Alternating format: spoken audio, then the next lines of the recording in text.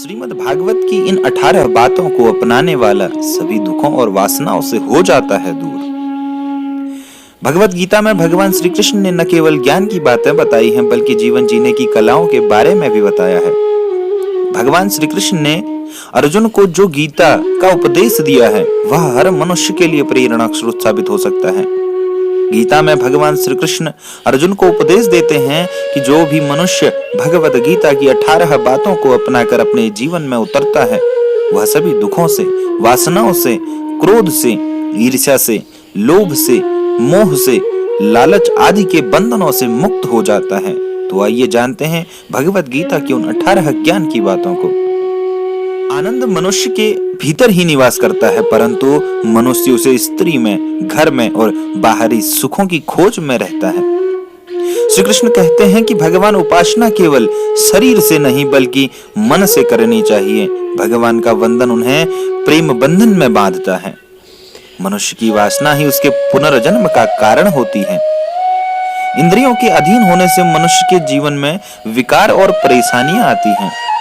संयम यानी धैर्य, सदाचार, स्नेह और सेवा जैसे गुण सत्संग के बिना नहीं आते हैं। श्री कृष्ण कहते हैं कि मनुष्य को वस्त्र बदलने की आवश्यकता नहीं है, आवश्यकता हृदय परिवर्तन करने की है। जवानी में जिसने ज्यादा पाप किए हैं उसे बुढ़ापे में नींद नहीं आती। भगवान ने जिसे संपत्ति दी है उसे गाय अवश्य रखनी चाहिए।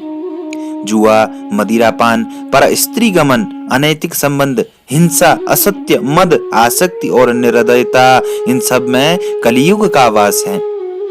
अधिकारी शिष्य को सद्गुरु अवश्य मिलता है। श्री कृष्ण कहते हैं कि मनुष्य को अपने मन को बार बार समझाना चाहिए कि ईश्वर के सिवाय उसका कोई नहीं है। साथ ही यह विचार करना चाहिए कि उसका कोई नहीं है, साथ ही वह किसी का नहीं है। भोग में क्षणिक सुख है, साथ ही त्याग में स्थायी आनंद है। श्री कृष्ण कहते हैं कि सत्संग ईश्वर की कृपा से मिलता है, परंतु कुसंगति में पड़ना मनुष्य के अपने ही हाथों में है। लोभ और ममता पाप के माता पिता हैं, साथ ही लोभ पाप का बाप है। श्री कृष्ण कहते हैं कि स्त्री का धर्म है कि रोज तुलसी और पार्वती का पूजन करे।